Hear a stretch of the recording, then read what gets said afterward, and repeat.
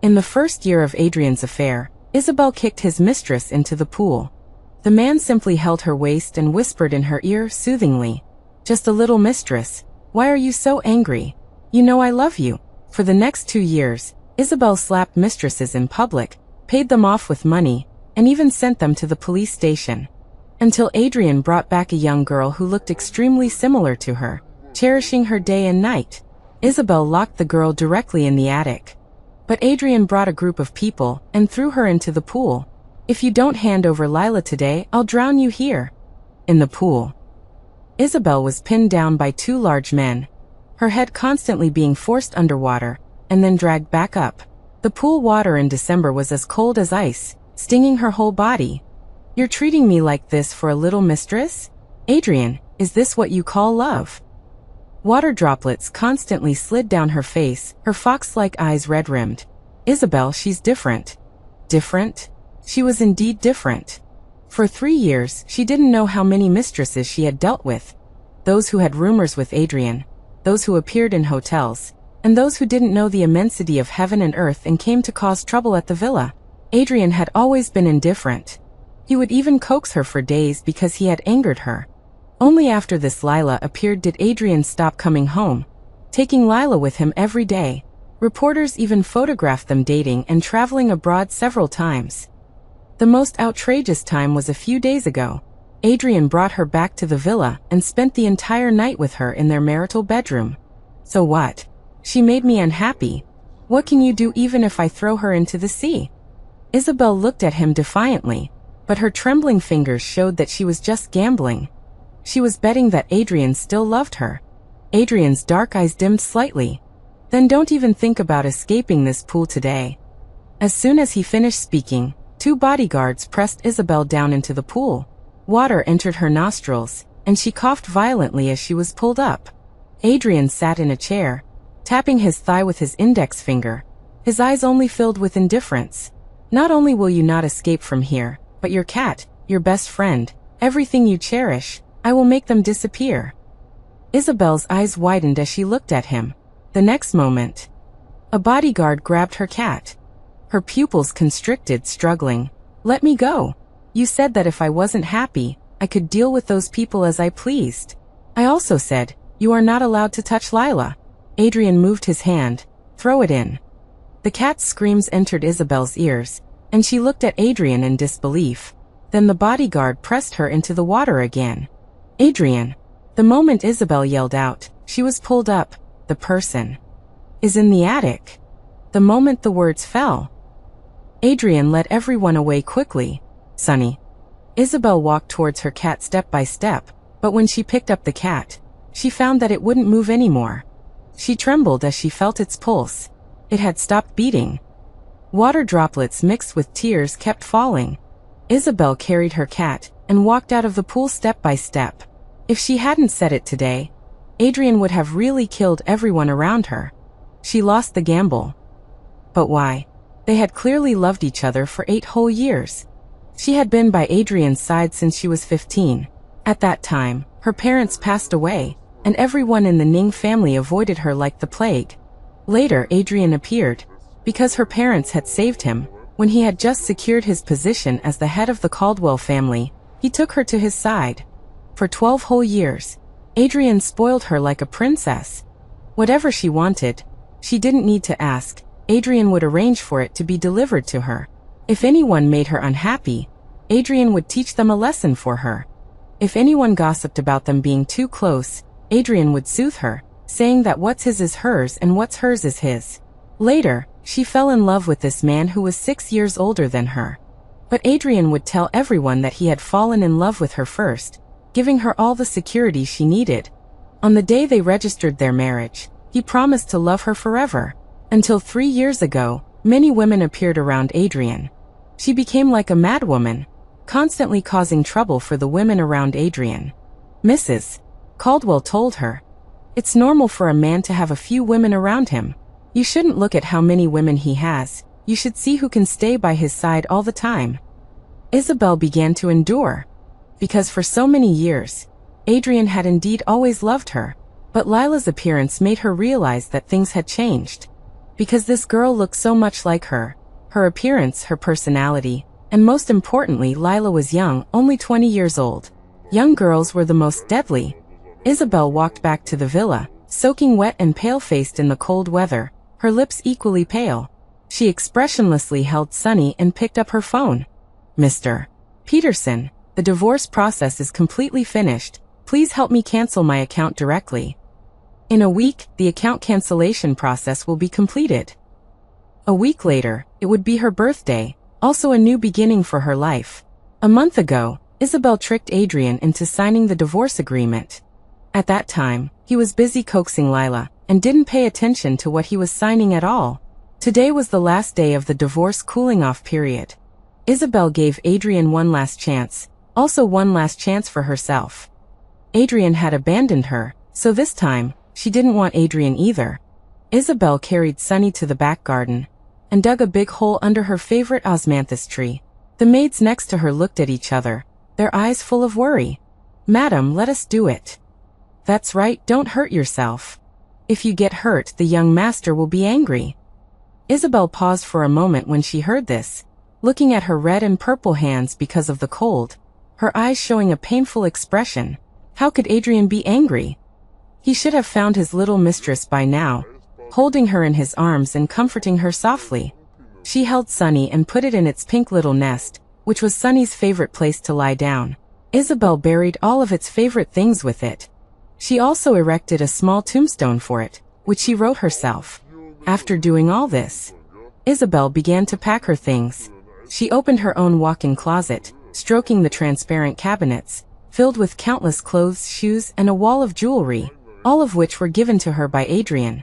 There were birthday gifts, holiday gifts, surprises that Adrian brought her from business trips, and things that Adrian specially bought to coax her when she was unhappy. The more beautiful it was in the past, the more ironic it all was now. She had people sort out everything inside, packing them into boxes one after another. Some were donated, some were thrown away, and the rest she took directly to be auctioned off. The second day Adrian didn't come home, Isabel went to a temple. Every year, she would have Adrian accompany her here to kneel and worship, simply because she heard that seeking the Buddha's blessing would bring them together for lifetimes. At that time, she hugged Adrian's arm and smiled brightly. "With my sincerity, the Buddha will definitely bless us, Adrian. We must be together for lifetimes." At that time, Adrian told her, "You don't need to believe in the Buddha, just believe in me. We will never be separated." Now everything was unnecessary. Isabel knelt before the Buddha for 6 whole hours. The abbot walked to her side. "Amitabha, what is the benefactor's obsession?" "Once I prayed before the Buddha to be with someone for lifetimes. For 5 years I never slacked off. Now that person has betrayed me. I used 6 hours to offset the promise I once made. I only ask to never meet that person again for all eternity." It was already night when she returned. Isabel's legs were already terribly sore. She opened the door and saw Adrian sitting in the living room at a glance. She walked upstairs as if she hadn't seen him. "Take Madam away." At Adrian's command, the 2 bodyguards behind him immediately came over and grabbed her. Isabel frowned, her face full of anger. "What else do you want to do?" "Lila has been diagnosed with a blood disease and needs a lot of blood transfusions.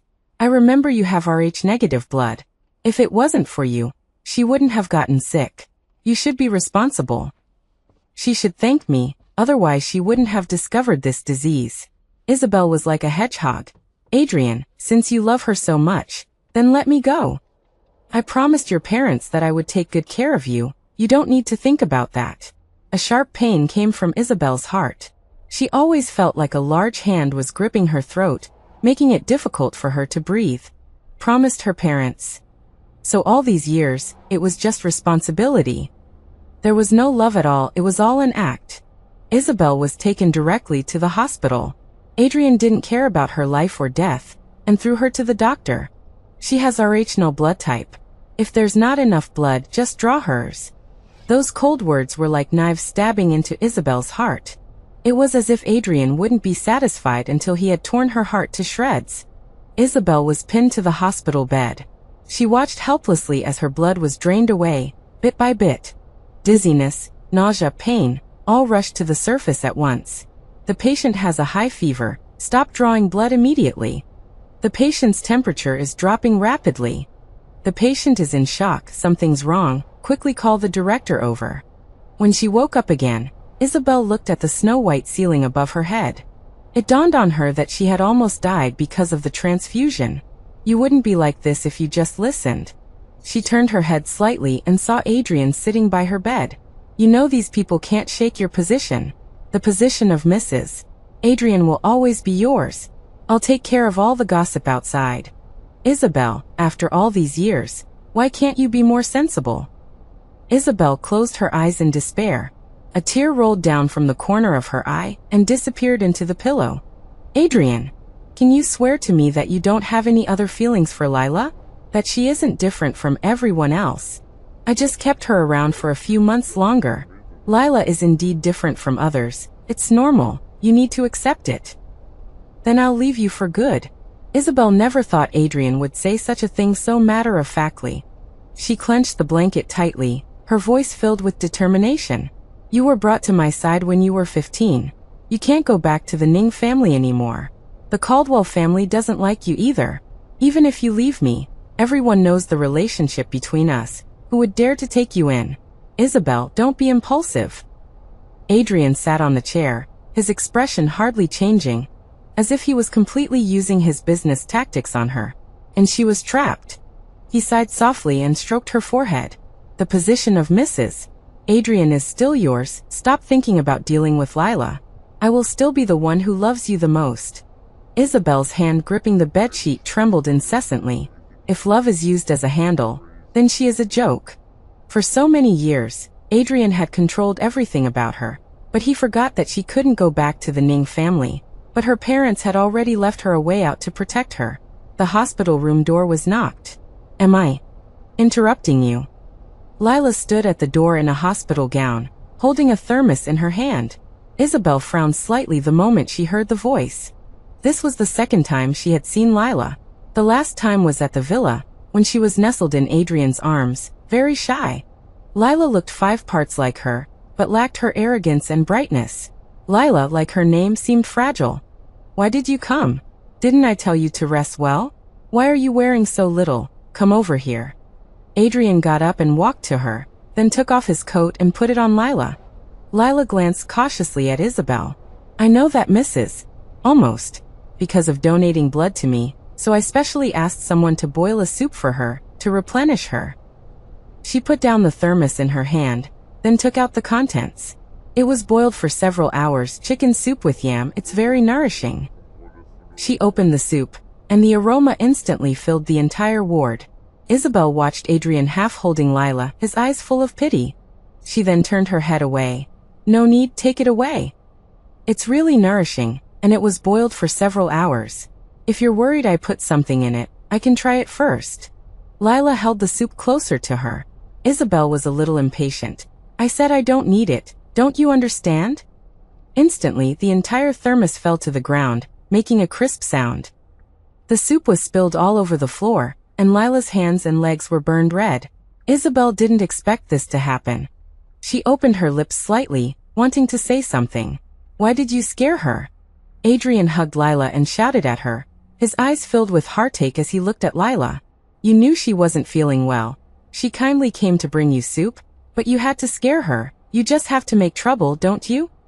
Since you're so unwilling to drink this soup, you're going to kneel down and eat all of this off the floor right now, and apologize to Lila. Isabel's words were swallowed back again. She didn't mean to. Adrian could see that, but he was still punishing her for Lila's sake. Forget it, Mrs. Didn't mean to, and she never liked me in the first place. I was just trying to be nice. I won't come next time. Lila whispered in his ear, but Adrian looked at Isabel with a serious expression, even with a hint of disgust in his eyes. Did you hear that? If you don't do this today, I don't mind sending you to the Caldwell family's old mansion to receive family law punishment. Isabel sat on the hospital bed, forcing out a smile. Caldwell family law, death or injury. Adrian had suffered it once for her, and didn't get better for half a month. Now for another woman he was going to use family law on her. But she couldn't get hurt. She was leaving here soon. If something happened now, It would be very difficult to leave later. She had no choice. Isabel got out of bed little by little, clenched her fists and slowly knelt on the hot soup, then grabbed the chicken and yam on the ground and put it into her mouth expressionlessly. Miss Lila, I'm sorry. Adrian, everything is as you wish. Lila came to find Isabel on the day she was discharged from the hospital. Miss Isabel, I think you should be very clear about it these past few months. Adrian no longer loves you. Lila was wearing high-end custom clothing, as if her entire body was revealing that Adrian had prepared it for her. Completely different from that day in the ward. So, Isabel looked at her calmly.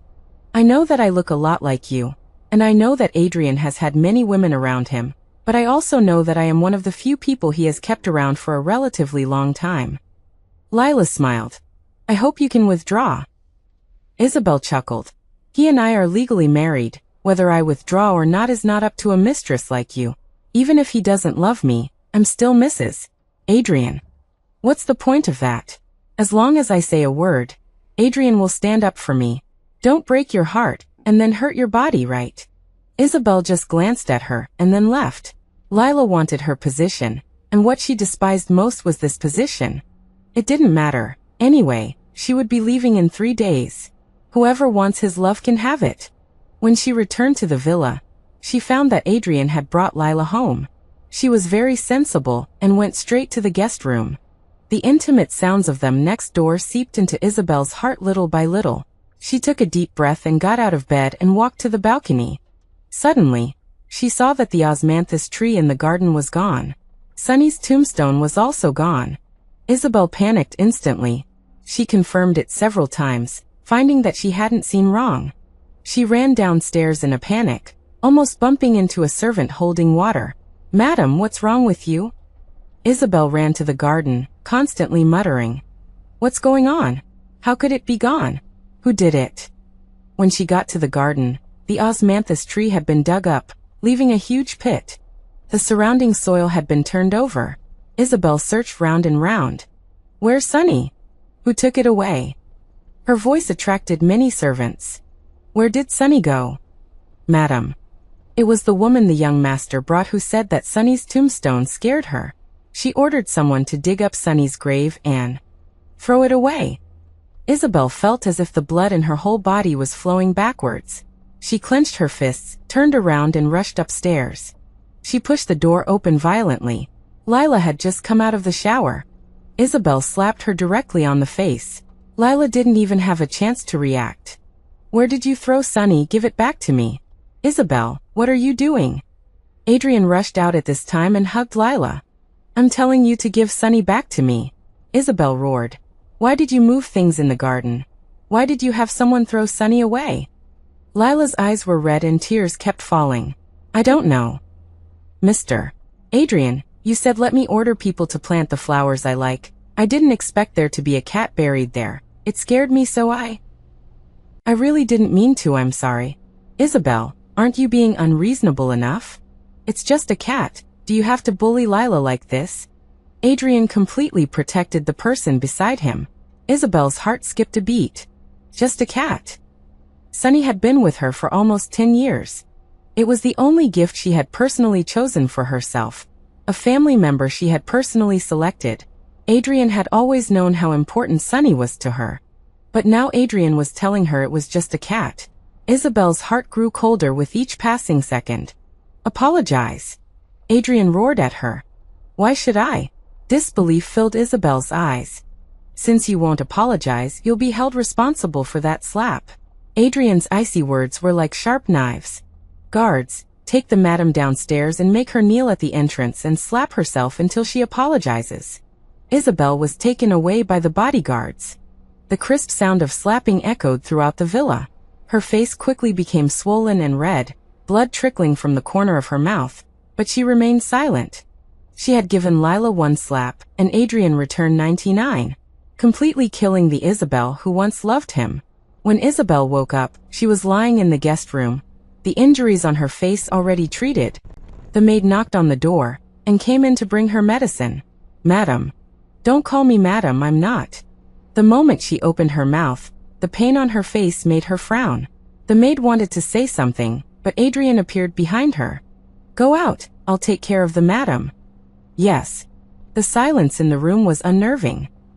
Isabel sat up in bed, clearly not wanting to stay here any longer. "Sit here properly and drink your medicine."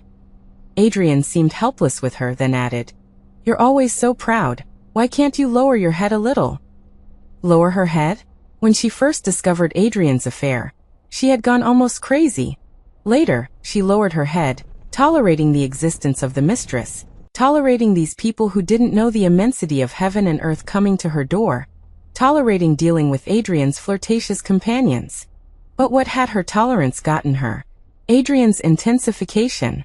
"Adrian, we've known each other for 12 years. If you don't love me anymore, let's end this relationship with some dignity, instead of constantly humiliating me. Leave, leave, leave, that's all you know is leave." "Isabel, it's normal for men to have a novelty for other things. Why don't you understand? Letting you leave is impossible. Divorce is even more impossible. I brought you by my side when you were 15 years old. No one understands you better than I do, and no one will love you more." Adrian pulled her back and then pressed her into his arms, just like before, comforting her. "This time I went a bit too far. Your birthday is the day after tomorrow. I've prepared a surprise for you. Don't be angry with me." Isabel stared blankly at the calendar on the wall, her tone indifferent. "Really? I also have a gift for you that day." Adrian paused slightly. "I don't need a gift, I just need you by my side." "Okay, I'll buy you another ragdoll cat just like that one later. That osmanthus tree was just transplanted.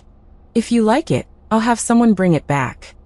Hearing these words, Isabel's eyes showed some disgust. No need. She now clearly realized that everything she possessed was given by Adrian, and Adrian could take it back at any time.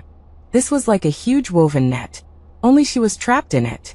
Isabel no longer wanted to be a bird in this cage. In the evening, Adrian brought Lila over again. Isabel was no longer as heartbroken as before, but she felt a little uncomfortable when she heard them laughing and joking. In the second half of the night, the noisy sounds outside woke Isabel up. She frowned and slowly opened her eyes. The whole villa was lit up. Through the window, Isabel saw what looked like flames outside. She suddenly jumped out of bed. The moment she opened the door, the entire house was engulfed in flames. Isabel rushed anxiously to the bathroom, then wet a towel, wanting to run downstairs, when she caught a glimpse of Lila in the downstairs bathroom. Without thinking, she ran straight over. "What are you hiding here for? Run quickly." "Isabel, how about we make a bet?" Lila covered her mouth with a wet towel, but there was no hint of fear on her face. "What?" Isabel was a little confused. "What are you doing at a time like this?" Lila found a stick from somewhere and directly smashed the floor-to-ceiling window in the adjacent living room. But a pillar from upstairs fell down, almost injuring them. But her face wore a smile. "Let's bet, Adrian will risk his life to save me." Isabel was pushed out by Lila. Huge debris fell down, blocking the gap perfectly. She turned back in shock, finding Lila standing inside, a smile on her face, which then turned into a look of horror. "Why didn't you save her? Why didn't you come out together?" The belated Adrian was filled with anxiety and anger when he saw this scene. The look in his eyes when he looked at Isabel even carried a hint of disgust. Isabel wanted to explain, but he didn't give her the chance. "You what?" "Isabel, I always thought you just had a lot of small tempers. In the face of right and wrong, you were at least sensible. I didn't expect you to be so cruel. I'm telling you, if anything happens to Lila today, you won't have an easy time either." Adrian looked at Lila inside, and rushed in anxiously, the bodyguards next to him unable to stop him at all. Isabel stood there, watching Adrian rush in regardless of everything. Flames soared into the sky. The entire villa was engulfed in flames. "Young master, it's too dangerous. Quick, quick, you guys quickly connect the water pipes. Quickly protect the young master's safety, and have the fire department come over quickly." For a moment, Isabel felt her ears ringing. The movements of the people around her seemed to slow down. She watched Adrian hugging Lila tightly, smiles appearing on their faces at the moment they embraced. At this time, her face was covered in dust, several places on her body were blackened, and there were minor scratches on her legs and arms. People around her would accidentally bump into her due to being busy. At this moment, she truly felt that Adrian really didn't love her anymore. Once upon a time, Adrian would be heartbroken by even the slightest injury to her, and would reprimand her for her carelessness. She would just pout and say it was nothing, but he would worry for a long time. Now she was standing in front of Adrian, covered in injuries, but he was rushing to another woman. Lila had won, and she had lost. Isabel turned and walked away slowly, limping. Everything behind her was no longer related to her. The fire ended with Lila being rescued and Adrian seriously injured. As Adrian's current wife, Isabel had no choice but to go to the hospital. Only after arriving at the hospital did she find that Adrian had already woken up, sitting in a wheelchair, his expression grave. "You still know to come. Lila is in a coma to save you." "Isabel, when did your thoughts become so vicious?" Isabel looked at him, her tone indifferent. "Adrian, she saved me just to bet that you would go in to save her, so she pushed me out, understand?" The moment Adrian heard these words, a look of surprise flashed in his eyes. In the next second, he said even crueler words. "Is that your excuse? You've disappointed me too much. Even if she did that, she still saved you, but you left at this time." "Isabel, I always thought you were kind." "Kind." She was indeed very kind in the past. At that time, Adrian loved her and treated her very well. People in the circle envied her. She never checked up on him, never checked his phone, and never interfered in any of Adrian's affairs. At that time, they trusted each other. But what had all of this gotten her? Affairs, betrayal, one lie after another, countless humiliations. "I was just too kind, so I tolerated your affairs." "Isabel, where are Lila's family members? The patient needs a blood transfusion. Come and sign quickly." The nurse shouted outside in the hallway. The moment Adrian heard these words, he looked at her. Isabel took a deep breath. "I'll go." "Adrian, this is not something I owe you. Nor is it something I owe her. It's just that in this love game, I admit defeat." Adrian looked at her for a long time without speaking. Looking at the Isabel in front of him who wasn't crying or making a fuss, a sense of unease welled up in his heart. But isn't this what he wanted? Isabel just needed to be a stable and well-behaved Mrs. Caldwell. After so many years, how could he really abandon her? He had taken her out of the Ning family's hands back then, and he had planned to raise her for the rest of his life. But why did he feel panicked now that Isabel really didn't care about anything he did? After the blood draw, Isabel felt a little dizzy. The nurse helped her into the ward. She had just sat on the bed when the ward door was slammed open, and before Isabel could even look up, a slap landed on her face. "Do you know you almost killed my grandson?" "Mom, what are you doing?" Isabel covered her stinging, numb face and looked up at the two people before her. Mrs. Caldwell still had that same aloof expression, and although Adrian spoke up behind her, he didn't stop his mother in the slightest. "What's wrong, Adrian? Did you drop a generation?" She sneered. "You." Mrs. Caldwell was about to raise her hand again, but Adrian stopped her. "Isabel, watch your tone. Lila's pregnant." Isabel paused, her hand on her face, her mind reeling. "Lila. Pregnant?" Her gaze slowly turned to Adrian's face. Looking at this person who was so familiar, she suddenly felt a great sense of unfamiliarity. Not just his face, but everything. "Adrian, is this how you treat me?" Isabel's voice trembled. The moment she saw Adrian rushing to Lila's side without a second glance, she admitted she felt despair. But now, she felt not only despair, but also a touch of resentment towards Adrian. "What do you mean? You can't get pregnant yourself, so you're blaming Adrian?" Mrs. Caldwell immediately began defending Adrian. "I told you a long time ago, being a Caldwell woman means enduring. You've been married to Adrian for 5 years and haven't shown a single sign of pregnancy. Now you want to harm my grandson. Do you really think there's no one left in the Caldwell family?" Isabel stared intently at Adrian, her lower abdomen cramping in pain. "Adrian, what did you say to me back then?" He had once said that he was always careful because he was afraid Isabel would suffer during childbirth. He even said he would never consider having children in this lifetime. But now he had gotten another woman pregnant. Slapping Isabel in the face once again. Adrian was silent once more. She clutched her cramping abdomen, the pain unbearable, but she still stared at Adrian, as if determined to get an answer from him. But Adrian said, "Mom, you go out first. I'll talk to her properly, and make sure she doesn't hurt Lila." "Humph. I told you a long time ago. She's not someone you can underestimate. I didn't agree when you brought her back, and now you've spoiled her so much that she's completely out of control." Mrs. Caldwell radiated dissatisfaction, her eyes filled with disdain. Isabel clenched her fists, cold sweat already breaking out on her forehead. After Lila's doing better, apologized to her. "I'll talk to Mom." Adrian sat on the bed, his tone indifferent. "Maybe I've spoiled you too much these past few years, which is why you're so unrestrained now. Isabel, after Lila's baby is born, I'll give her a sum of money and let her leave, so she won't bother us anymore. But this child must stay. A Caldwell child can't be left to wander." The ward fell silent. Isabel lowered her head, her shoulders suddenly shaking. Then laughter echoed in the room. "Adrian, are you saying I have to help you raise your mistress's child?" She thought she would never cry again, but the moment she looked up, a tear slid from the corner of her eye. It turned out that when a person was completely desperate, tears would fall involuntarily. "You make me feel like so many years of love were a joke. Adrian, were you playing me for a fool?"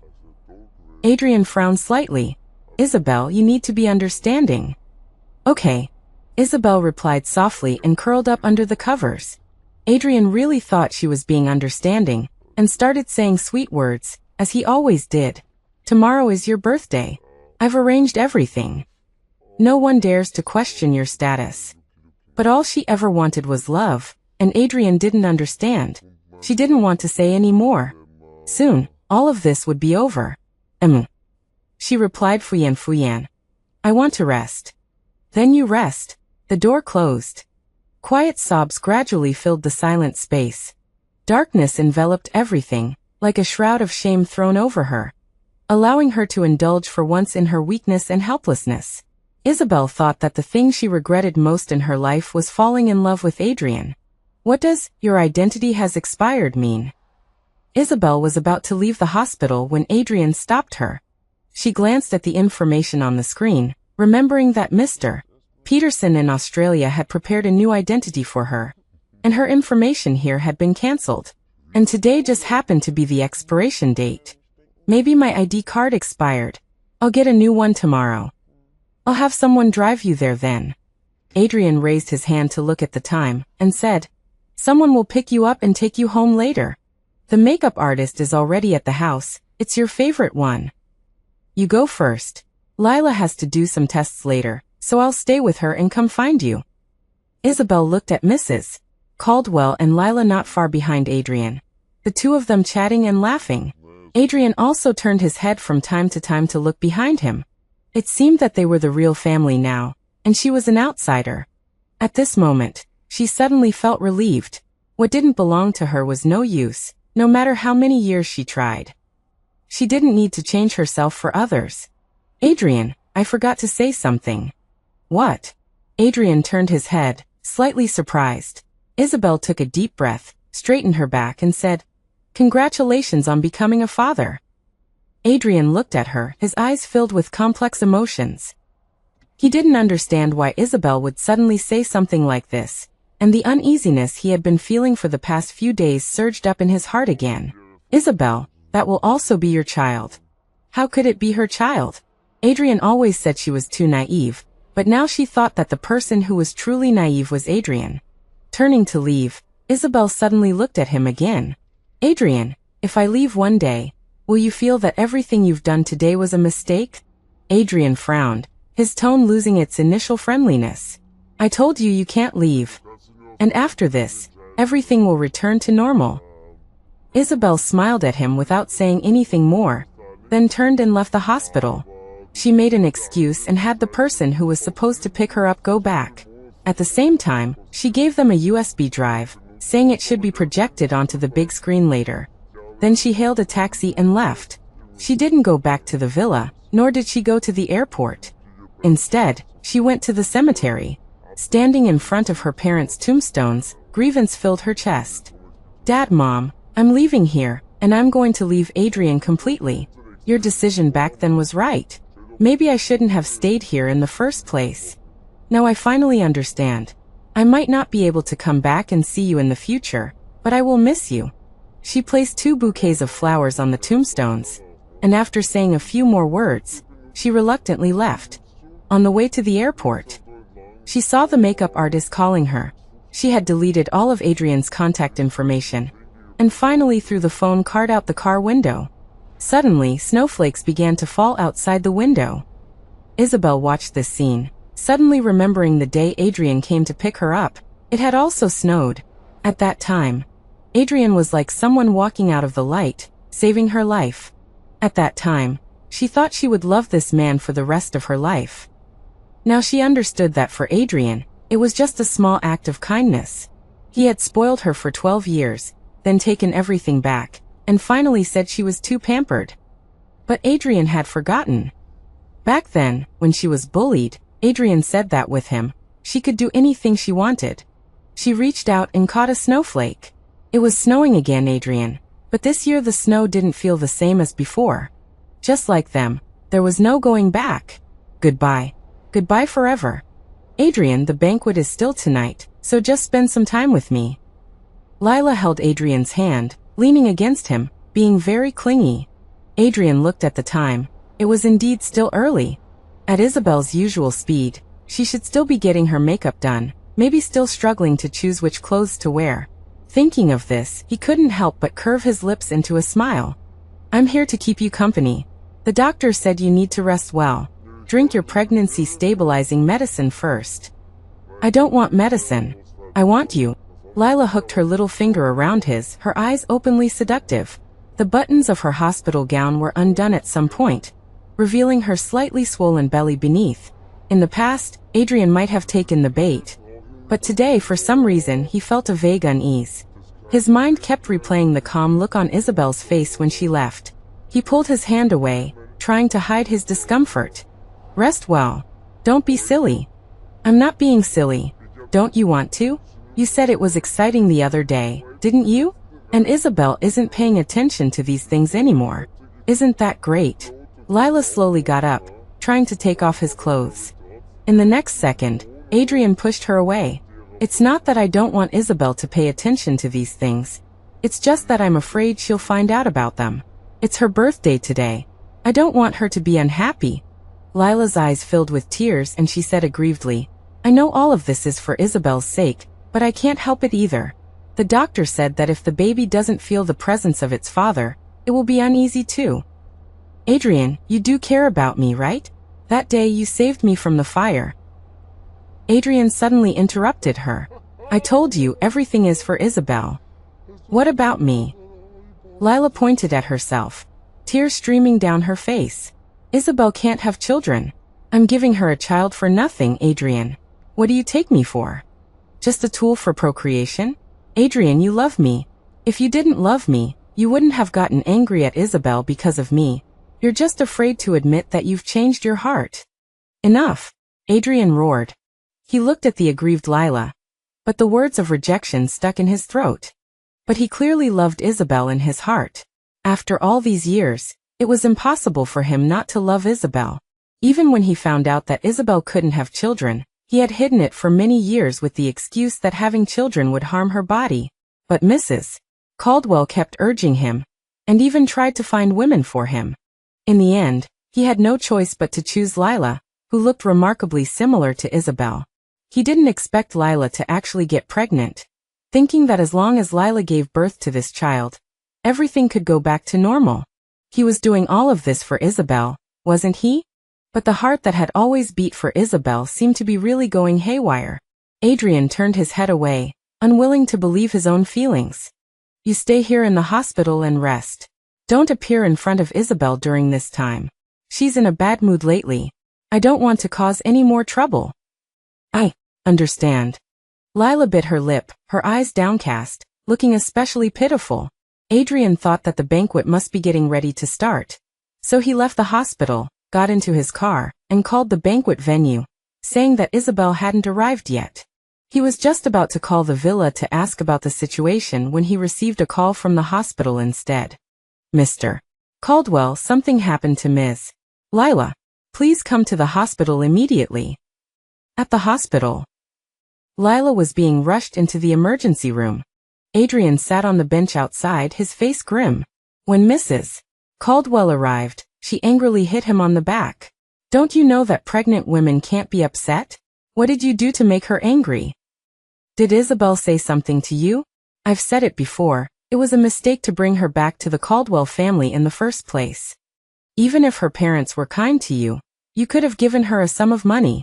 Why did you have to marry that girl and cause so much scandal for the Caldwell family every day? Now she's trying to kill my grandchild. If you don't control her, I'll use the Caldwell family's rules to discipline her. Adrian's head was throbbing from her scolding. He rubbed his temples, feeling extremely annoyed. Mom, Isabel didn't say anything. It was me. All right, I'll coax Lila later. All the way here. It would be a lie to say he wasn't worried about Lila, but Adrian still refused to admit that he really had feelings for Lila. Perhaps it was just because her face looked too similar. I'm planning to move Lila to the old mansion. As long as Isabel is around, my grandchild will be in danger. After all these years, she still hasn't learned to tolerate this.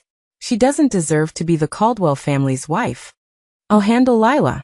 You don't need to interfere in this matter. Long ago, he had already told Lila that after she gave birth to the child, he would give her a large sum of money, and then she would leave here and never come back. This was the deal they had made. Mrs. Caldwell didn't know anything about this. After all, none of the women she had tried to set Adrian up with had succeeded. Even the ones that almost succeeded were intercepted by Isabel.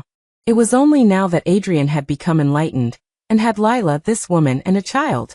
Naturally, she wouldn't interfere too much in these matters. Suddenly, Adrian's phone rang. Is it Isabel again? Are you going to tell me that Isabel is more important than the child inside? Mrs. Caldwell said impatiently. Didn't we already give her a birthday banquet? What other trouble is she going to cause? Adrian felt the phone vibrating in his pocket. His mind was in chaos. If he answered the phone now and went to the banquet, there would be no one here for Lila. If something happened to the baby again, then all their efforts would have been in vain. It was just missing one birthday banquet. Once things settled down here, he would definitely spend more time to make it up to Isabel. Thinking this, he ruthlessly silenced his phone. When Lila woke up, the banquet was already over. Adrian had been worried about Lila's condition, so he hadn't checked his phone the entire time, and didn't know what had happened at the banquet. She suddenly opened her eyes and touched her stomach, anxiously asking, "Is the baby okay?" "It's fine. The doctor said you were too emotional, and need to rest well." Adrian stroked her head. Then, "Are you going to leave?" Adrian was silent for a few seconds. No. As long as things stabilized here, he would go to the villa to apologize to Isabel and bring her birthday present. Lila hugged his arm, revealing a happy expression. "Really? Adrian, I knew you wouldn't abandon me. You do care about me." Adrian didn't answer. He looked at Lila in his arms and for a moment, really had a feeling of illusion. Adrian stayed with Lila these past 2 days. Isabel didn't call him or give him any news. He couldn't help but feel anxious, thinking that he would comfort Lila and make her drink the health-restoring soup later, and then go to the villa to see Isabel and deliver her birthday present. But as soon as he reached the door of the ward, he heard Lila speaking in a tone that was different from her usual one. She seemed to be on the phone. The Caldwells are a bunch of fools. They actually believe that this child can be born. If I hadn't bribed the doctor, they would have found out long ago that this child won't last more than 6 months.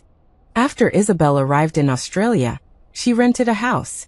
The wealth her parents left her was not small, and had been kept in the bank all along. The Nings had been eyeing her parents' property from the beginning. If it weren't for Mr. Peterson keeping it a secret, it would have been divided up long ago. During this time, she bought a lot of furniture and prepared to renovate the house she was renting now. After all, life was her own. When the renovation workers arrived, Isabel helped carry things. She rented a small detached house with a small yard. It wasn't particularly big, but the entire house was very airy, especially the yard, which she liked very much. There was another house next door, but she hadn't seen anyone there since she arrived. After the things inside were set up, Isabel began to move some potted plants. She had already planned it out. She would plant some of her favorite flowers and plants in the yard, and she could also plant some vegetables. Although she hadn't learned to cook yet, it was good to be prepared. When she was moving a relatively large potted plant, a Samoyed suddenly rushed toward her. Isabel's mind was in chaos, and she subconsciously threw down what was in her hands. The potted plant made a loud crashing sound. At the same time, a clear, stern voice rang out. "Sonny, stop." It wasn't just the dog that stopped, but also Isabel. She stood there, her mind somewhat blank. Sonny? Had she heard correctly? "Sonny, come here and apologize." As he spoke, the Samoyed ran to its owner behind him, and then followed its owner step by step. Isabel stared at the Samoyed, blinking. "You weren't scared, were you?" "I'm so sorry. Sonny is seeing a stranger for the first time. It probably just felt curious and ran toward you." Isabel then came back to her senses and looked at him. She was stunned at first glance. The man was wearing gold-rimmed glasses. His whole person was fair and exuded elegance. He had a faint smile on his lips, and you could see that he was mixed race, exuding a noble feeling. Isabel had seen many good-looking people, but this was the first time she had seen someone so good-looking, and with such a presence. "It looks like you really were scared. I'm so sorry. This is my contact information. I can compensate you for any losses." The man handed over a business card. "My name is Vincent." "It's okay, my name is Isabel. I was just surprised that your dog is called Sonny. I used to have a cat with the same name." "Is that so? What a coincidence." Vincent was also a little surprised. He suddenly frowned. "You're injured. I'll take you to the hospital for a checkup, and to bandage it up." Isabel lowered her eyes and looked at her leg, only to realize that it was already bleeding. The pain rushed over her belatedly. She originally wanted to refuse, but she stumbled after taking just one step. Vincent hugged her almost without hesitation. Their eyes met. Isabel didn't know why she had such a strange feeling. She was just about to get up when Vincent picked her up. She instinctively wrapped her arms around his neck. "I'll carry you to the car. It's okay, I'll take responsibility." Isabel hugged his neck, and for some reason those words sounded strange. Sonny circled around them, looking down with slightly red ears, subconsciously tightening her grip, which made Vincent think something was wrong. "What's wrong? Does it hurt a lot? My car is just ahead." "No. My potted plants are still outside." Vincent carried her into the car, propping himself up to look at her. His charming eyes filled with laughter. "So you were worried about the potted plants. I thought." "It's okay, I'll help you move them in later. I forgot to mention, I'm your neighbor." Just that smile. Isabel felt her face heat up, and she quickly turned her head away, nodding slightly. "Thank you. Is there anything else you need to say? If not, we'll be off. If we don't leave now, I'm afraid your wound will heal, and I won't have a chance to show off." "Oh, then let's go quickly." Vincent chuckled and got into the driver's seat. Sonny also got in. Isabel's face was red, but the corners of her mouth couldn't help but turn up. Find out which Dr. Lila bribed. Adrian, holding a thermos, stood in the hallway. After he hung up the phone, he took out a cigarette, lit it, and his mind was filled with Lila's words. "Of course I know how to make a big score. Mrs. Caldwell likes me very much now. Adrian has even abandoned his wife for me. If this baby wasn't impossible to carry to term, would I give up the position of Mrs. Adrian? Isabel is also a fool. She can't handle even this little trick. I thought she was so capable. When the money comes through, we'll go abroad directly. I've already decided where to go. Adrian probably won't be coming for the next few days. Why don't you keep me company? The doctor said it's okay to do it even when you're pregnant." His face darkened, and he threw the cigarette on the ground and stepped on it. Half an hour later, Adrian sat in the chief doctor's office. Dr. Miller stood next to him, head bowed, hands clasped in front, looking very nervous. "Mr. Caldwell, is there something wrong with Ms. Lila? How much money did she give you?" Dr. Miller looked up the moment he heard this, his eyes filled with fear. The next second, he knelt on the ground. 30,000, Mr. Caldwell, I know I was wrong, I really didn't mean to. Miss Lila said that if this was exposed, I would be finished. She said her child was very important to the Caldwell family, so Adrian gripped the report in his hand, his face cold as frost. Keep talking. I told her that the child couldn't be saved, and she said that she would blame the abortion on the madam so that you wouldn't blame us.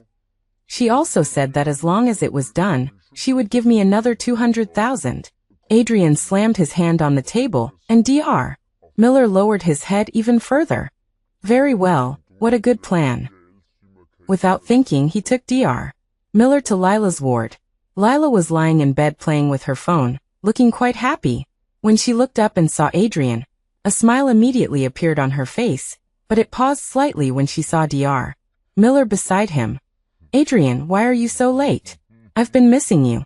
Adrian stared at her with dark eyes, his handsome face devoid of any expression. Lila was about to reach out and take his hand when Dr. Miller knelt down beside her. Miss Lila, I really don't dare to help you frame Mrs. Adrian anymore. I will return the 30,000 you gave me intact. The smile on Lila's face instantly froze. What nonsense are you talking about? I've already told Mr. Caldwell everything, Miss Lila. You should admit your mistake. Dr. Miller was too afraid to say anything more. A panicked look flashed in Lila's eyes. She grabbed Adrian, her tone earnest. He's lying, Adrian, you have to believe me. I really didn't frame Isabel Gia. Is that so? Didn't you say that this child wouldn't survive for more than a few months? Didn't you say you were going to blame the abortion on Isabel? Didn't you say you were going to make a big score? Adrian pulled his hand away. Lila collapsed onto the bed the moment she heard this. How could this be? How could he have heard? No, I was threatened, Adrian. They took a fancy to me, forced me, and then forcibly took me. If I didn't listen, they would hit me. Lila knelt on the bed, her eyes filled with tears, looking extremely pitiful. It's true, Adrian, you have to believe me. They did it all. I didn't mean to lie to you either. They forced me to serve them both. What do you want me to do to let me go? Lila pointed at Dr. Miller on the ground. Adrian pinched her chin, completely devoid of the heart-aching expression he used to have. His eyes were filled with only coldness and sarcasm. Lila, you are the first woman to lead me around by the nose. If it weren't for the fact that your face is a little like Isabel's, I would have gotten rid of you long ago. I'm telling you, I will get back all the grievances Isabel has suffered here.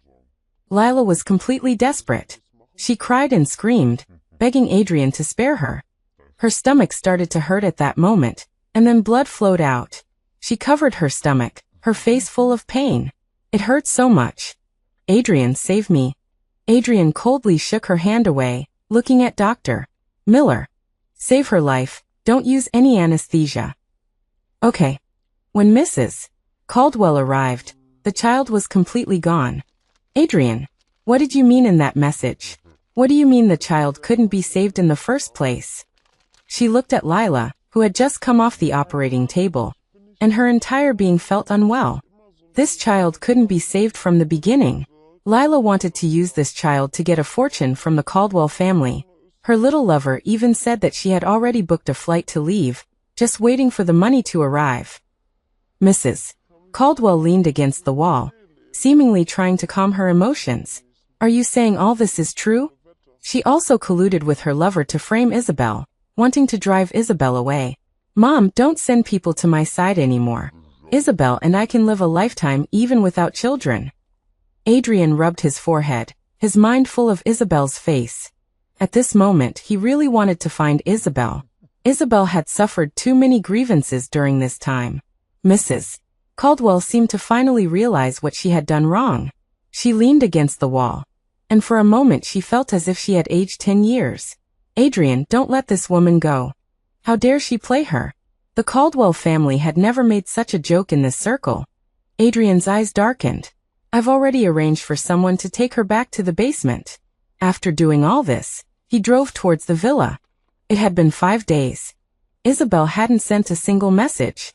The calls were still from the banquet hall and the villa, but he had been preoccupied with Lila's child at the time and ignored them. Isabel must be very angry. Adrian glanced at the flowers on the passenger seat, as well as Isabel's favorite small cake, and took a deep breath. He hadn't felt this kind of tension since 12 years ago, when he rushed to the Ning family and brought Isabel back.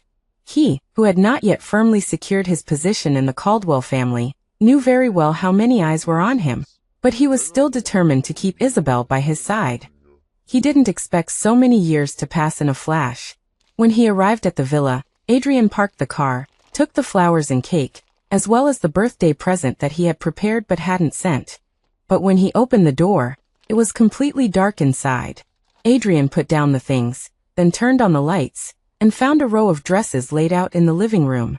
Those were the ones he had prepared for Isabel's birthday, but the dresses hadn't been touched at all. There were also many accessories next to them, which hadn't been touched either. There was even some dust on the coffee table, as if no one had lived in this house for days. Adrian's heart was pounding, and a bad premonition welled up in his heart. He called Isabel's name and ran upstairs. The entire villa was empty. What exactly is going on? The uneasiness was making him a little restless. This was the first time Isabel had not contacted him for so long, and had even played a disappearing act. Adrian had a guess in his mind, but he immediately denied his own thoughts. Impossible. Isabel couldn't leave him. They were husband and wife, they had a marriage certificate.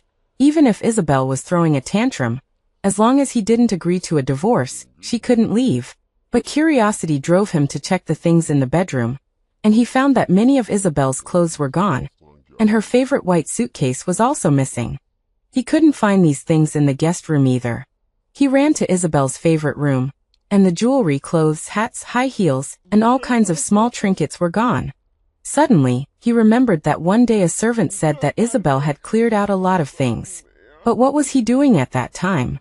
Dragging Isabel to the hospital to give Lila a blood transfusion. Adrian suddenly remembered the dresses downstairs, and called the people at the banquet hall.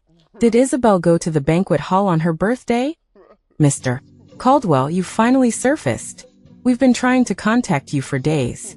The madam left on her own that day. The villa said that the madam didn't go back at all, and not only that, but we can't get through to her phone. Madam sent a USB drive over, said it's for you to watch.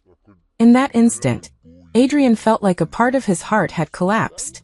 He hastily hung up the phone, his hand trembling as he dialed the number he had pinned to the top of his contacts. But the cold, robotic voice kept coming from the other end. Had Isabel really left? How could this be? Isabel couldn't leave him, impossible. Mr. Caldwell, this is the USB drive madam left for you. The person in charge ran over to deliver the USB drive specifically, then left. Adrian anxiously plugged the USB drive into the computer, and a video popped up the next second. For a moment he didn't dare to click on it. A long silence. He finally clicked on the video. Adrian. He hadn't heard Isabel's voice in 5 days, and he felt momentarily dazed. In the video, Isabel was sitting on a chair in the room, her hair falling over her shoulders, her face without makeup, but her eyes were gentle and slightly indifferent. Knowing you, I think you probably didn't go to the banquet hall. You only contacted the person in charge there after you realized I was gone. And that's how you got this USB drive. Adrian was slightly stunned. His lips trembled, but he couldn't say a word. Since you already know I'm gone, you've probably guessed it too. I've left you completely. Impossible. You can't leave me. Adrian replied to the video on his own. You think it's impossible, right? But that's the reality. I don't think you'll find the divorce certificate hidden in the bedside table either. Adrian froze completely at the last 3 words. When he rushed upstairs, he really found 2 divorce certificates in the bedside table. The divorce application was prepared a month ago. You were worried about Lila on the day you signed it, so you didn't notice anything. On the day of the divorce cooling-off period, you held me down in the swimming pool and asked about Lila's whereabouts. Later, I went to get the divorce certificate and put it in here, and you never noticed it either. Adrian, you see, you actually had many opportunities. Adrian thought about what happened that day.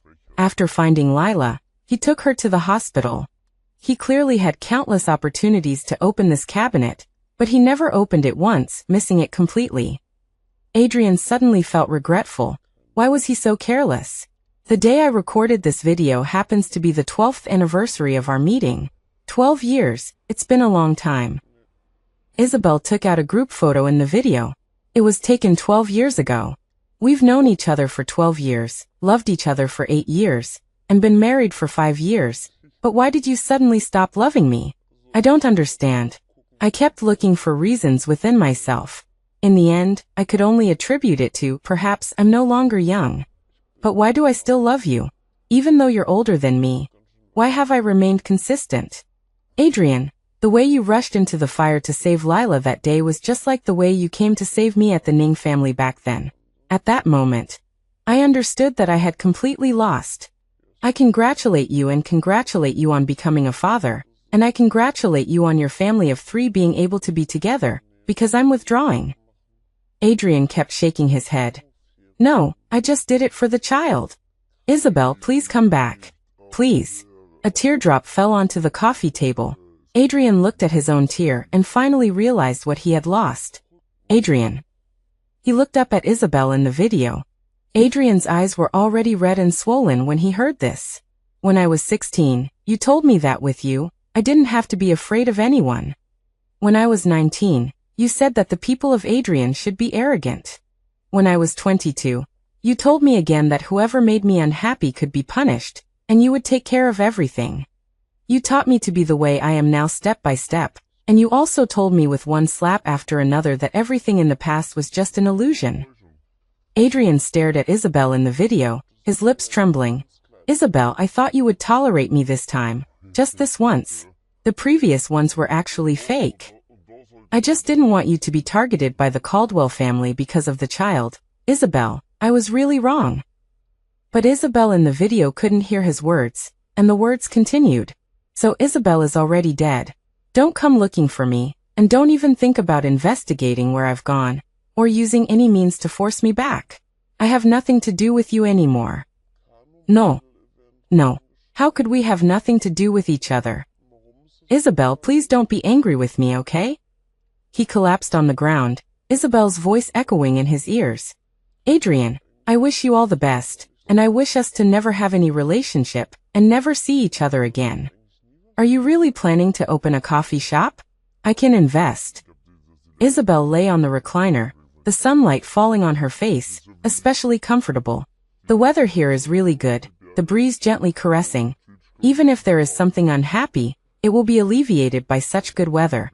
Sunny circled around her, its tail occasionally brushing against her arm, which was extremely interesting. So trusting of me? Vincent put a cup of coffee next to her hand. Isabel naturally picked it up and drank it. Great talent. How could I not trust you? Actually, I also want to find something to do. Although her money is enough for her to live a lifetime, it's really boring to always lie down. She and Vincent have been in contact since going to the hospital. They also walk the dog together every day. Later, Vincent found that she had nothing to do and was just lying down every day. So he handed over the task of walking the dog to her. Gradually, the two became more familiar.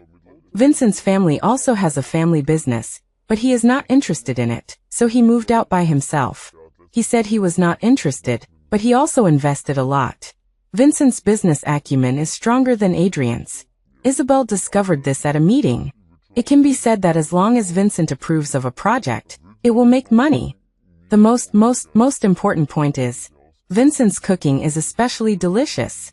Since Isabel tasted his cooking, she dismissed the idea of cooking herself. Living so close, it's not too much to mooch a meal, right? Very good, this skill, you really have to open a store. You're quite good at flattering me. I'm telling the truth. The location of the cafe was quickly selected, and Isabel accompanied Vincent to select what was needed. Vincent gave the right to decorate to Isabel. You are half the owner of this store, of course you have the right. He said it strangely, but Isabel didn't think too much about it. But when she thought that she could decorate the whole store, she felt very excited and full of challenges. Facts have proved that Isabel is really serious about this store. Every day she is looking at pictures, and also looking for some unique designs. In order to make the cafe more attractive, she also went to other cafes to learn about it. Vincent, I think this is better looking. Yeah, pretty good, better looking than the last one. Vincent, I want to change this place, what do you think? I support you.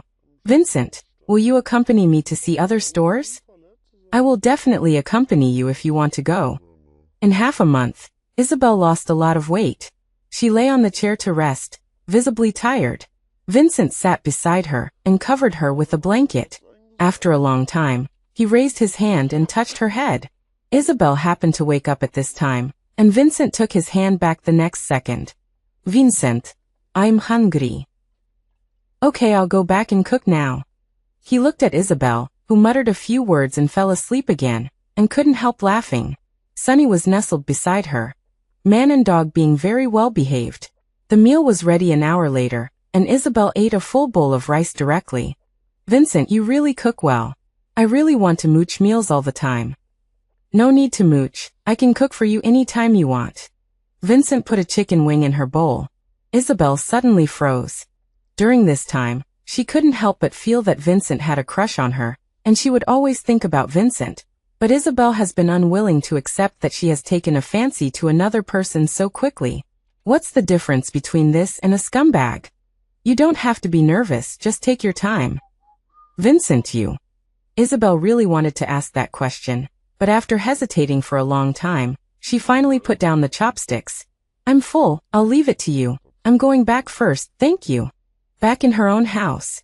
Isabel buried herself in the sofa, but her reddened earlobes betrayed her. By the time she figured it out, it was pitch black in an instant. Power outage.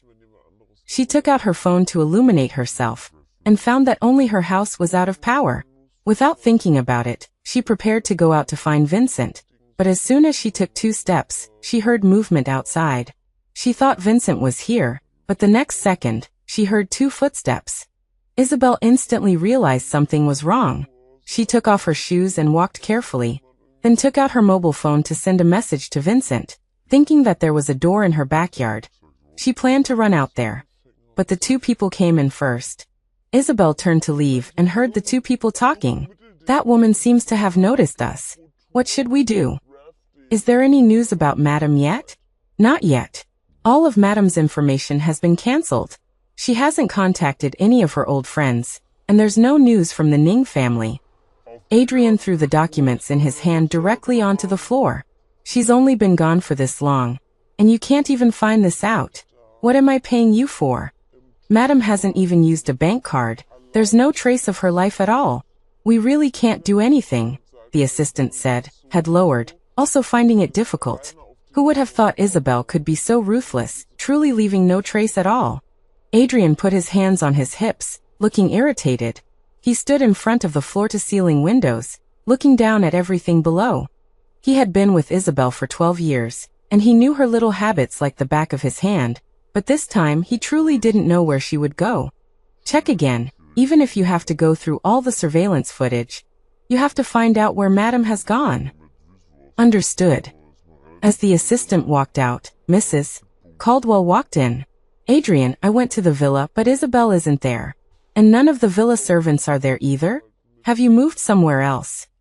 The secretary behind her put down 2 cups of tea and left. Adrian was already annoyed, and hearing these words only gave him more of a headache. He raised his hand to rub his forehead. Mom, Isabel left, she ran away. What? How could she leave? She hasn't mentioned leaving all these years. Why is she suddenly leaving now? Mrs. Caldwell looked at him in shock. But these questions finally caused Adrian to explode. Why wouldn't she leave? She's a person too. You've been constantly trying to put women around me these past few years. Isabel was furious, and now look, you said if Lila can't get pregnant, she should leave.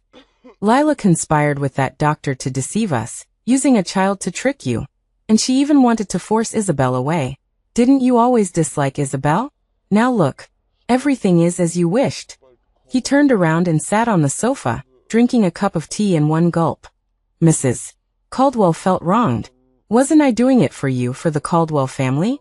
If Isabel had some tact, would things have turned out like this today? I also knew it was wrong, so I was thinking of going to Isabel to apologize, but how was I to know she'd just left? Adrian also knew that his mother just wanted a child, but it was precisely this matter that led to Isabel leaving. Just find her first. After so many years of feelings, she can't just leave, and no one in the Ning family can help her. Even if I don't like her, she's been our daughter-in-law for so many years. The Caldwell family needs to maintain some semblance of reputation. Alright, stop meddling in these things. Adrian clearly dismissed her. He knew why Isabel had left. He had watched the video of that day over and over again, each time feeling Isabel's censure. Mrs. Caldwell suddenly said, "Where's Lila? Where have you locked her up? I can't make amends to Isabel, but I can still deal with this woman." Adrian wanted this woman he had locked in the basement, and a dark light flickered in his dark eyes. Lila was the one who caused all of this. If it weren't for her, Isabel wouldn't have left. You're right, I'll go take care of this matter first. Inside the villa, Adrian walked towards the basement. There was a musty smell, not damp, but very dim, looking a bit creepy. The further he went, the more clearly he could hear the voice of the person inside. "I want to see Adrian, let me see Adrian. I have his child in my belly. He wouldn't dare treat me like this. He loves this child the most. Ah, let go of me. Who told you to treat me like this? I'll tear your faces off. Where's Adrian? Please go tell him, can I see him?" Adrian walked into the room. Lila was covered in blood. Her face so dirty that you couldn't even see what she looked like. One of her legs was chained, and there were bloodstains on it. The moment Lila saw Adrian, a look of joy appeared on her face. "I knew you would come to see me, Adrian. I know I was wrong. Please let me go." She knelt on the ground and kowtowed. "I can still get pregnant. I definitely won't play tricks this time. I'll leave after the child is born, okay?" But Adrian's eyes showed a hint of disgust. "What did you say to Isabel?" "What?" Lila looked blank. I didn't say anything. She couldn't take it herself. I didn't say anything." As soon as she finished speaking, Adrian got up and kicked her directly. Lila curled up in pain. "Didn't say anything? Why would Isabel leave? I'll make you pay the price." Lila clutched her aching belly and stared at Adrian, her eyes red. "Wasn't it you who indulged me?" Adrian was instantly furious. "What did you say?" Lila suddenly laughed. Her laughter echoed throughout the basement. "When something happened to me, didn't you hold Isabel down in the swimming pool? Didn't you grab her and give me a blood transfusion? You smashed the soup and made her kneel down to eat it and apologize. The villa was on fire, and you rushed in to save me without regard for anything. Then had her give me a blood transfusion? That day of the birthday party, you stood her up for me, Adrian. Isn't this all you indulged me?" One thing after another was said by Lila, and all the memories flooded into Adrian's mind at this moment, and he unconsciously clenched his fists. So Isabel had suffered so much. And what about him? What had he done? Constantly pushing Isabel into the abyss, and rebuking her for being ignorant. "You're speechless because I hit the nail on the head? What if I tricked you? If you hadn't indulged me, would I have done this? And you believed me too. Adrian, I've said it before, you've fallen for me. You just don't dare to admit it." Adrian narrowed his eyes and pinched her chin, the ferocity in his eyes completely undisguised. "Who told you to say these things? You're not worthy of me loving you." But he knew in his heart. It was him who had hurt Isabel. When Mrs. Caldwell pressured him, he could have refused, but he used the excuse that Isabel would be gossiped about to approach those women. He had cheated long ago. Isabel forgave him again and again, but he began to not care about Isabel's feelings. Over these past few years, Isabel had gone from madness to acceptance to calmness. This obvious change, he actually attributed all of it to Isabel being sensible. "Whether I'm worthy or not isn't up to me to say, Adrian. If you're really a man, admit your inner feelings. You're just relying on Isabel not divorcing you. That's why you dare to be so unscrupulous." Lila looked at him with a smile, her tone full of mockery. "Now that she's left, you know the taste of losing her. Aren't you cheap?" Adrian loosened his grip slightly. Lila was right. He was just presumptuous, relying on Isabel's love for him to treat cheating as a matter of course. They had been together for 12 years, and the one thing Isabel couldn't accept was cheating. But she indulged him little by little. Now that Isabel had left, he regretted it. He had promised to take care of Isabel for the rest of his life. But he had lost her. "Adrian, dare to swear that during this time, you haven't been moved by me? Dare to say that everything you did was really just for that child." Lila gradually broke free from his control, then sat up and looked at him. You were calling my name in bed, Adrian. Stop lying to yourself. You've already fallen in love with me. Adrian was silent. Just when she thought her coaxing had succeeded, Adrian got up and stomped on her face. Lila was stunned, and pain spread throughout her body. Even if I changed my mind for a moment, so what? I could never really fall in love with you, and you're not worthy. If it weren't for the fact that your face looks a bit like Isabel's, do you think you could have climbed into my bed? Adrian's tone became increasingly cold. Lila was unwilling. But Isabel has already left. Wouldn't it be better for you to be with me? Isabel can't have children. I can give you children. You're worthy. Adrian increased his strength, and Lila cried out in pain. I will find Isabel, and you, I will make you suffer here. All the suffering Isabel went through. I want you to pay it back without missing a single thing. Before Lila could react, two people suddenly appeared, dragged her up, and walked all the way towards a pool. It was only then that she felt fear. No. No, you can't treat me like this, Adrian. Her cries for help echoed inside. Help, help, I'll never dare to again. Adrian, Adrian. Adrian stood motionless in place. The bodyguard next to him handed him a towel, which he took, his eyes filled with disgust and loathing. As soon as he walked out of the basement, the assistant ran over. Mr. Caldwell, there's news about Madam. In the hospital. Isabel was lying on the edge of the bed, dozing off. Vincent on the bed was leaning against the headboard, looking at her with gentle eyes. He raised his hand to touch Isabel's face, recalling the events of that day, still feeling faintly afraid. If Isabel hadn't hidden well, if he hadn't seen the message in time, the consequences would have been unimaginable. That day, two black men secretly cut Isabel's power lines, causing the blackout. Both were carrying guns, making it clear this was more than just a simple robbery. Vincent noticed something was wrong at Isabel's house from his own place, and was about to go check when he saw the message Isabel had sent. He immediately called the police. Then he tried to sneak in from the yard. As soon as he opened the garden gate, one of the men spotted Vincent. He reacted quickly, tackling the man to the ground. A gun fell out, and Vincent grabbed it, pressing it against the man's forehead, calmly asking about Isabel. The man didn't know. Vincent knocked him unconscious. He took out his phone to message Isabel, and found that she had replied, saying she was hiding in the storage room, and that the two men had guns. Isabel was aware of the entire situation. Vincent breathed a sigh of relief. He had dealt with one person, and the other should be easier. But the other man was smarter than Vincent had anticipated. Perhaps not seeing his companion he had secretly hidden. Vincent planned to get Isabel out of the storage room first. As they were about to exit through the garden gate, they ran right into the man. The man raised his gun directly at Isabel. Without thinking, Vincent pulled Isabel into his arms, and they took cover. Gunshots rang out in the vicinity. Vincent didn't dare take any risks, as Isabel was by his side. He couldn't let her find another place to hide, as the other man could wake up. He looked at the gun in his hand, ready to take a chance. "Are you scared?" he whispered to her. Isabel shook her head, then nodded. "A little, but it feels exciting." Vincent smiled slightly and said, "Crouch down, close your eyes if you're scared." Gunfire continued. Isabel closed her eyes in fear. Vincent watched their surroundings. He wasn't careful enough and was hit by a bullet, fortunately not seriously, just a graze. The other man wasn't so lucky, taking a direct hit. Vincent was about to finish him off when the sound of police sirens filled the air. He breathed a sigh of relief.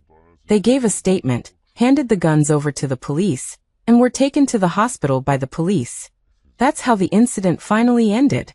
The only thing that surprised Vincent was that Isabel cried when she saw his wound. This confirmed something for him. Lost in thought, Isabel woke up. "How do you feel? Are you still uncomfortable? Should I call a nurse?" The first thing she did when she woke up was ask about Vincent's injury.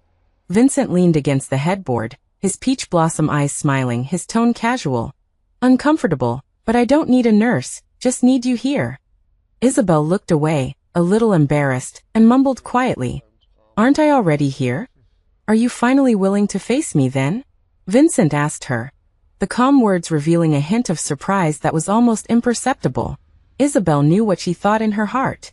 She just felt that her change was too fast, like it shouldn't be this way. She sat up straight, quietly looking at Vincent, as if she was ready to reveal everything. Vincent, aren't you curious why others call me Sophia, but I told you my name is Isabel? This was her identity here, arranged by Mr. Peterson. It was clear that on their first day meeting, she had told Vincent her real name. Everyone has their own secrets. I understand. You'll tell me when you want to. Then I'll tell you now. Isabel took a deep breath. I was married. I knew that person for 12 years, married for 5. I got divorced recently and changed my name specifically to escape. That doesn't conflict with us being together. That's your past. I don't mind it. I'm just a little disappointed I wasn't part of it. Vincent said openly.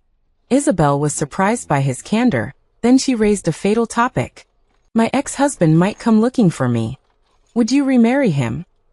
Vincent looked at her seriously. This eye contact reminded Isabel of when they first met. Also these unique eyes.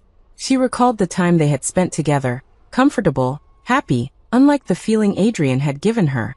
Adrian was always busy with work, especially when he had just taken over the Caldwell family. It could be said that everything fell on his shoulders. So during that time Isabel was bullied at school, but Adrian didn't know. Later, Isabel had a serious illness, and the doctor noticed something was wrong and informed Adrian. After that, Adrian assigned bodyguards to Isabel's side. During her student days, Isabel actually had very few friends. Everyone feared the Caldwell family, and was even more afraid of upsetting Isabel. Isabel didn't care about any of that, because she felt that she had Adrian. Until now. She understood that she was too dependent on Adrian. Vincent was different. He would support her in doing anything, accompany her, and encourage her to try many different things. If she did something wrong, he would say, "Great." That feeling was magical. I won't. From the moment I decided to get a divorce, I didn't consider remarrying. This is my past. I don't want to hide it. Maybe one day he will come looking for me. I don't want to be questioned at that time, and I don't want things to get unpleasant. Vincent smiled. You're single, I'm single, and you won't consider remarrying your ex-husband, so us being together is perfectly reasonable. What kind of logic is that? Isabel couldn't help but laugh. No logic. I just want to be with you. Vincent took her hand, his eyes gentle. Isabel saw the seriousness in his eyes. They hadn't known each other for long, but she didn't understand why he could be so serious. The air was quiet. She could clearly hear her heart beating. If just one failed marriage made her lose her longing for beautiful things, then she would definitely be a coward. But Isabel wasn't a coward. Okay. You. Agreed. Agreed. Vincent rarely showed such a confused and helpless expression, as if he had received his most precious thing, but he was reluctant to touch it. His hand that was holding Isabel's trembled slightly. Isabel also felt it. She took his hand back, giving him strength. 3 days later, Vincent was discharged from the hospital. Isabel was afraid that his wound would relapse, so she practically lived at Vincent's house to take care of him. Although Vincent still did the cooking, Isabel would still help. Isabel was in charge of the coffee shop, and it was almost finished renovating. It would be able to open in a few days. Isabel had never felt so fulfilled, as if everything was getting better, even to a higher level. Sonny, don't jump on Papa. Lying on the sofa, she instantly sat up and grabbed the big marshmallow that was trying to rush towards Vincent. Sonny was extremely aggrieved by the shouting. It sat on the ground, ears drooping, innocent eyes looking at Isabel. How many times have I told you? Your dad is injured right now. You're so fat, jumping on him is going to kill him. Be good. Wait until you're thinner to jump, okay? Sonny tilted its head, looking at her blankly. Isabel sat on the carpet, teaching it. Vincent pulled her up to sit in his arms. Thinking of Vincent's wound, she unconsciously shifted her position. A muffled groan suddenly came from her ear. The next second, Vincent leaned close to her ear. Don't move around. Isabel wasn't a naive young girl. Naturally, she knew what was happening. She calmly and coolly said, I was afraid of touching your wound. Who knew you'd react like this? Vincent pulled her around to face him, raised his hand to pinch her chin, and slightly tilted her head, claiming her tempting red lips without warning. Isabel didn't resist. She just froze for a moment, then closed her eyes and wrapped her arms around his neck. After the kiss ended, both were slightly out of breath. That reaction wasn't intense. Now it's intense. Vincent's voice was low and husky. Isabel leaned on his shoulder, laughing quietly. Sunny circled around them, the scene very happy. The day the coffee shop opened, Isabel was tending to the flowers at the door when Adrian's sudden appearance surprised her. "Isabel, I finally found you." Isabel's hand holding the scissors paused. She turned her head to meet Adrian's surprised eyes. She put down the scissors, calmly and plainly. "Hello, are you here for coffee?" "Isabel, come back with me, okay?" Adrian walked forward, his face visibly tired, his eyes pleading. "Sir, you've mistaken me for someone else." Actually, Isabel could admit that the divorce was finalized. Everything was clearly divided. She had nothing to hide, and there was no need to worry that Adrian would really take her away. It was just that she didn't want to create a lot of trouble, especially since Vincent was inside. "What's wrong with you? Did you get injured and lose your memory? How could you not recognize me?" "Isabel, it's me, Adrian." Isabel frowned slightly, pulled her hand away, and took several steps back, not concealing her disgust at all. "I don't know you. What exactly do you want?" "I'm Adrian, your husband. We have so many years of memories and love. How could you just forget me like that?" "I don't believe it. I don't believe it. We were together since we were 16, and stayed together until today, 8 years of love, 5 years of marriage, so many years of affection. How can you just say you've forgotten?" "Forget it. It doesn't matter if you don't remember me. Come back with me. Let's start over, okay?" The next second, Vincent appeared behind Isabel, embracing her in his arms, declaring his ownership. "Go back with you? Sophia and I are already together. You say go back with you and I'll just let her go." Vincent had just walked in and saw the sudden appearance of Adrian, recalling what Isabel had told him a few days ago. He had anticipated that he would come, but he didn't expect it to happen so quickly. He immediately changed his story, just to solidify the truth of Isabel's amnesia. Seeing the tall Vincent embracing the petite Isabel, the intimate contact, the matching appearance, it was like a sharp thorn piercing Adrian deeply. Pain overflowed from his heart throughout his body, countless cells screaming in agony, causing him to clutch his heart and gasp for breath. He couldn't accept it, couldn't accept that Isabel already had a man by her side. In his heart, Isabel belonged to him, Adrian. Even if they were divorced, she was still his alone. Even if she had amnesia, she was still his. He pointed at the two of them, shaking his head frantically. "I don't believe it. I don't believe it.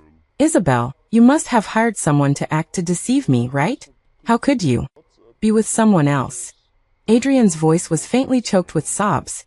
He still hadn't given up, grabbing Isabel's slender arm, his grip so strong it felt like he was going to crush her joints. "Come with me. Come back with me. Isabel, come back with me. Even if you have amnesia, I will take you away." Isabel frowned, her face full of pain. Vincent roared loudly. "Let go of her." Adrian regained his composure, a red mark appearing on Isabel's arm. Vincent helped her rub the swelling, his eyes full of pity. "Are you sick? My girlfriend already said she doesn't know you. Why are you still pestering her here? I'm telling you, if you don't leave now, I'm going to call the police." Vincent stood in front of Isabel. He was taller than Adrian, looking down at him, his eyes full of anger. Adrian wanted to say something more, but could only watch helplessly as the two of them left, Vincent taking Isabel back to the cafe. How could he be willing? Watching Isabel be with someone else. Isabel loved him so much. They were together for so many years. How could she just forget him? And how could she be with someone else? He didn't believe it. Moreover, he had already turned over a new leaf. All Isabel could do was forgive him and return to their former life. Wouldn't that be good? Thinking of this, Adrian clenched his fists and followed the two of them into the cafe. He sat by the window. Vincent saw him and immediately prepared to evict him, but he stopped him under the guise of being a customer. Vincent nodded heavily, staring at Adrian from a short distance. At this moment his gaze was entirely on Isabel, who was working aside. Isabel also treated him as heir. As long as Adrian felt he was just making a fool of himself, he would naturally leave. Moreover, she was already with Vincent now, and there was even less of a chance that she would leave with Adrian. The moment she decided to leave, There was no turning back. Isabel prepared to close up, hugging Sunny next to her and showering her with affection. "Sunny, Mommy will take you out to play, okay?" Upon hearing this name, Adrian was even more shocked. Sunny. Isabel's previous cat was named Sunny. Adrian looked at Isabel, his expression gloomy. "Are you lying to me? You don't have amnesia at all." Isabel froze in place, but quickly regained her composure. "Adrian, we're already divorced. Can you please stop pestering me? I finally found my own life. Why do you have to appear and disturb me?" Adrian looked at her, the tears in his eyes growing more and more abundant. "Isabel, do you remember the day we got together? That was the first time I was so happy. In the past, I was pursuing you. Now can you give me one more chance to come back to my side?" Isabel gave a cold smile. "No need, whether I have amnesia or not, there's absolutely no possibility of us ever being together again. Moreover, Vincent and I are getting married soon." This sentence was like a clap of thunder exploding in Adrian's mind. Married? A chill spread throughout his body. This sentence completely plunged him into an ice cellar. He had never imagined that the woman in front of him, who had once told him that she would be with him for life, would spend the rest of her days with another man. "Mary? Are you lying to me?" Adrian quickly walked to her side and grabbed Isabel's arm. She shook off his hand. "That's right, married, so you can leave now. You can't get married. You can't." He assaulted Isabel's lips, biting her, and tightly hugging her in his arms, as if trying to knead her into his own embrace. "Get out. Get away." Blood oozed from Isabel's lips, and she pushed away the nearly frantic Adrian with all her might. "Isabel, you can't go, you can't leave me otherwise. I'll die. It's all my fault. I shouldn't have been with Lila. I shouldn't have done so many things that hurt you. I really know I was wrong, really. Don't be with someone else. Don't marry someone else, okay? Give me one more chance. Give me a chance to come back to your side. This time, I will definitely treat you sincerely." With a slap, Isabel swung her hand and landed on Adrian's face, sounding extremely loud in the open cafe. "Isabel." Vincent rushed over upon hearing the sound, so nervous that he didn't even have time to change his form of address. Looking at Adrian in front of him, Vincent raised his fist and heavily punched him on the left side of his face. "What are you trying to do to Isabel?" After saying that, he tightly protected Isabel behind him. His face was gloomy, but he comforted Isabel behind him. "Isabel, it's okay, I'll handle it, you go back first." Isabel quickly left the cafe with Sunny in her arms, leaving only the two men facing each other. Vincent's eyes were full of coldness as he looked at Adrian with uncontrollable anger. "Since you decided to be with another woman, you should never disturb Isabel's life again. What are you doing here again? Pretending to be deeply in love? You hurt her countless times, then gave her a sweet treat. Do you know that because of the hurt you caused her, she has nightmares day after day, and can't sleep peacefully every night? Adrian, I feel sorry for her. I want to give her a home.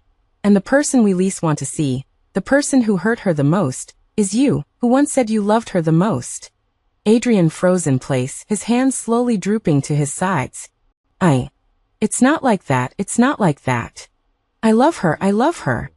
He murmured to himself, not knowing what to say. When the truth was revealed before him, all explanations seemed particularly pale. "If you really feel sorry for her, then let her go. Don't disturb her life anymore, okay?" Adrian looked like he had lost his mind, his eyes dull. He walked out of the store, looking at the warmly decorated cafe. The disappointment in his heart accompanied by bitterness made it difficult for him to express. He was really wrong. From beginning to end, he relied on her love and did many, many things that hurt her. And when he thought about those things again, he wanted to slap himself. The next day, when he wanted to come over and take another look at Isabel, there was a sign hanging on the store. For transfer. Looking at these two words, they pierced his heart.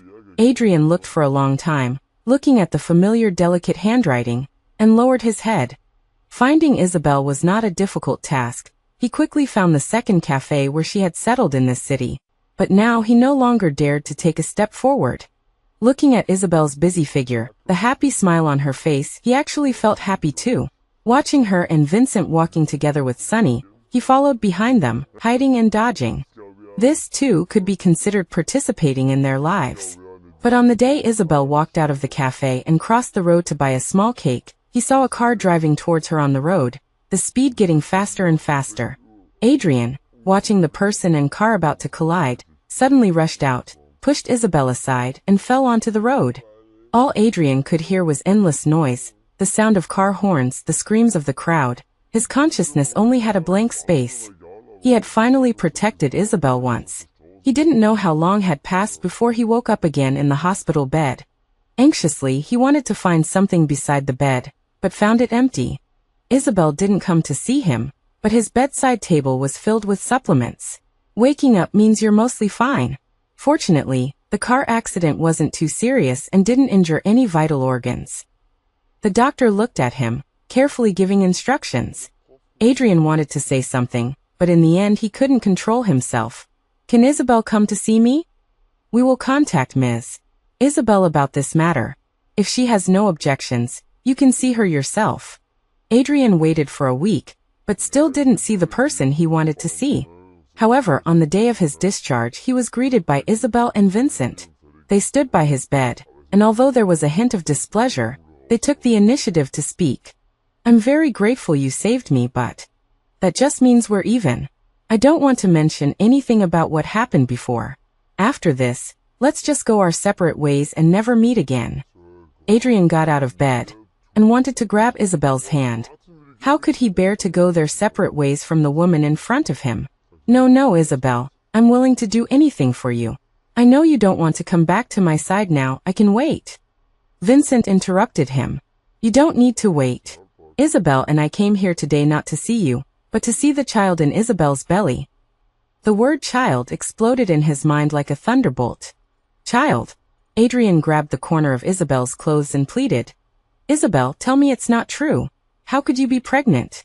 Isabel took a step back, stood beside Vincent, and hooked her arm around his, appearing particularly intimate. "Vincent is right, I'm pregnant and the child is his. We'll be holding our wedding next week, and after that, we'll be a happy family." Adrian, give up.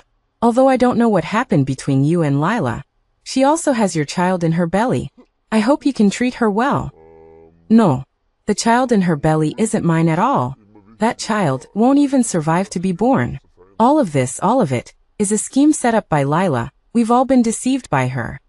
Isabel showed no reaction after hearing this. "You're the one who was deceived by her, because you're the one who did so many things to me because of her. You're the one who's regretting it now. Because of this matter, I was able to recognize a person, and was able to find my true happiness. Although it was painful, my ending is very complete." After saying that, she looked at Vincent, her beautiful eyes filled with tenderness. Seeing this scene, Adrian only felt a piercing pain in his heart. He failed to protect the woman in front of him, and failed to protect her. He suddenly remembered many years ago, when they were still naive teenagers. Isabel looked at him with the same expression. He looked at her seriously and told her, "With me here, no one will be able to bully you in the future." "But you can't protect me for a lifetime." "I can." Isabel laughed. "Will you always like me? Will you never change your mind and never do anything to hurt me?" Adrian's expression was firm and serious, and he directly leaned in and kissed her lips. "I won't. If I ever do such a thing, then you should never pay attention to me, and leave me alone forever." The words spoken back then, now seemed like a prophecy. He lost the girl he loved most, and it became a scar in his heart from then on. After Adrian was discharged from the hospital, he returned to the Caldwell family. He had been drinking heavily these days, locking himself in his room all day and refusing to come out.